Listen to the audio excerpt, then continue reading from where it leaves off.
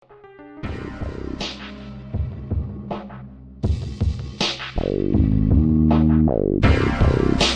it lonely where you are in there?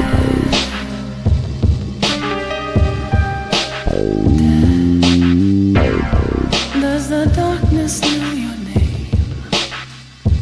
Does mine?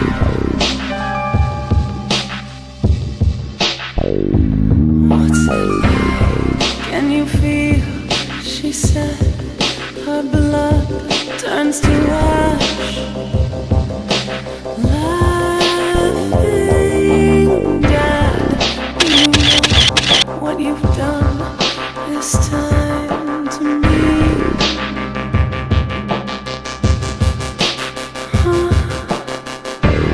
Burning eyes, can't forgive you. Lonely moon drives on, and deep in me, your illusion, what you see. Halo kawan-kawan semua, saya ingin bertanya, kebahagiaan itu apa sih? Apa sih barometernya sampai seorang itu dikatakan bahagia? Banyak uang, hidup makmur, punya banyak mobil, punya rumah besar, bisa jalan-jalan kemana-mana, dan lain sebagainya. Seperti itu kah? Oke. Korea Selatan, negara dengan ekonomi terbesar ke-12 di dunia. Bukan hanya ekonominya yang besar, pendapatan per kapitanya juga sangat besar, yakni lebih kurang 31 ribuan dolar. Singkatnya, masyarakat Korea Selatan itu penghasilannya 30-40 juta per bulan. Kurang makmur apa coba? Jadi bisa dikatakan penghasilan kasir-kasir supermarket di Korea Selatan itu lebih besar daripada PNS di Indonesia. Gitu ya. Namun faktanya apa? Korea Selatan merupakan negara dengan tingkat bunuh diri terbesar ke-10 di dunia. Gila nggak tuh? Sedangkan tetangganya, Korea Utara, yang selama ini kita merasa kasihan dengan penduduknya karena pemimpinnya yang diktator lah, yang paranoid, tapi mereka hidup biasa-biasa aja ya nggak? Karena di dalam pikiran mereka, negara mereka ini adalah negara paling hebat di dunia, paling kuat, paling makmur, karena berbagai macam propaganda yang dibuat oleh pemimpinnya. Hal ini bisa kita lihat dari kasus bunuh diri di negara tersebut, yakni menempati posisi ke-28 di bawah Jepang, Belgia, Rusia, dan Polandia yang notabene merupakan negara maju. Itu dari aspek bunuh diri. Coba kita lihat dari aspek penggunaan narkoba. Pada tahun 2017, Amerika Serikat menempati posisi paling atas sebagai negara pengonsumsi narkoba terbesar di dunia. Amerika loh, negara adikuasa di dunia. Segala seluk-beluk di dunia ini pasti ada campur tangan Amerika, baik itu politik, kesehatan, militer, ekonomi, dan lain sebagainya. Ini membuktikan bahwa Amerika adalah negara yang sangat maju, ya nggak? Tapi kok bisa penduduknya menempati posisi paling atas sebagai pengguna narkoba? Artinya penduduknya nggak bahagia toh? Why? Kok bisa? Where is happiness? Kalau kebahagiaan didapat dari harta yang berlimpah, ketenaran, kecantikan, kenapa sih banyak sekali orang yang terkenal yang mengakhiri hidupnya dengan cara bunuh diri? Kenapa ini bisa terjadi? Jawabannya simple, manusia itu tidak pandai bersyukur. Ya nggak?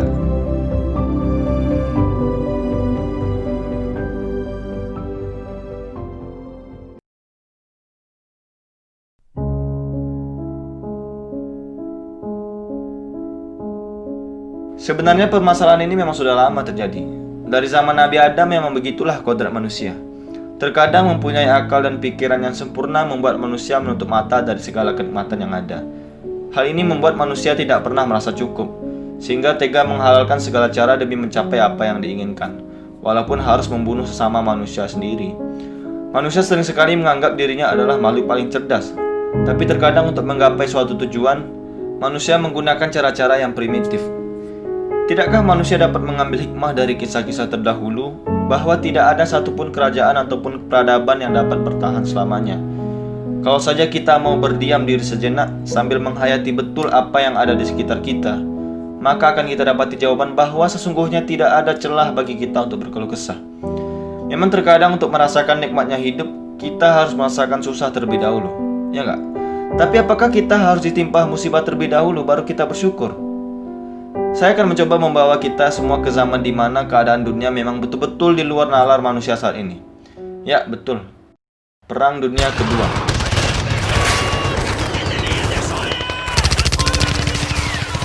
Semoga kisah ini dapat mengetuk pintu hati kita semua bahwa hidup kita saat ini sangat jauh dari kata sengsara.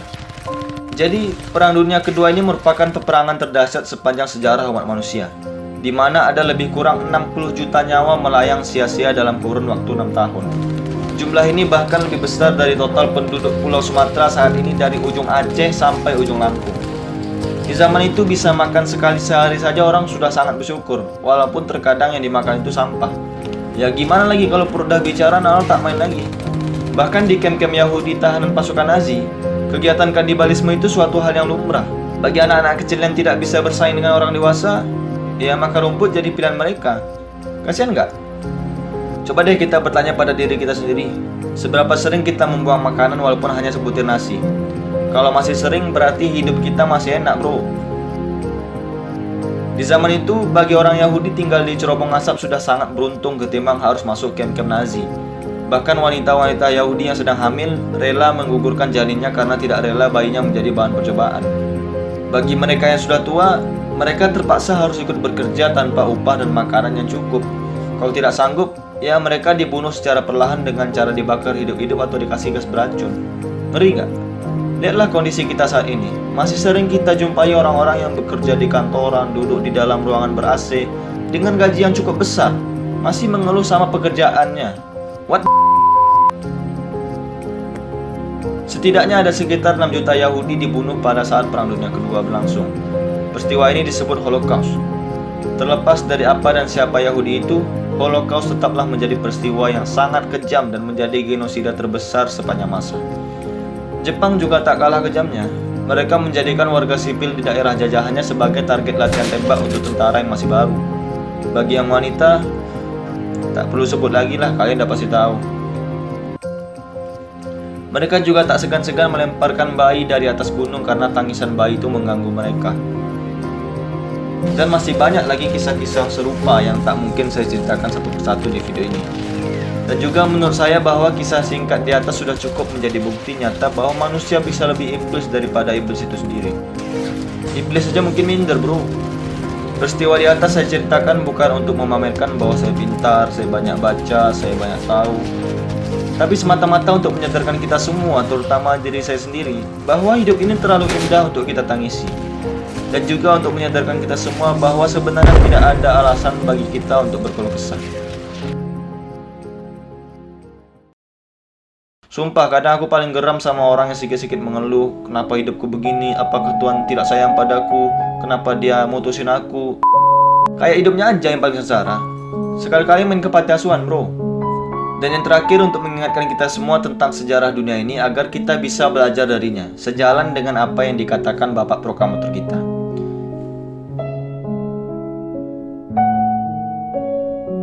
Jika kalian bertanya dari mana saya mengetahui semua cerita di atas, jawabannya simple, dari smartphone.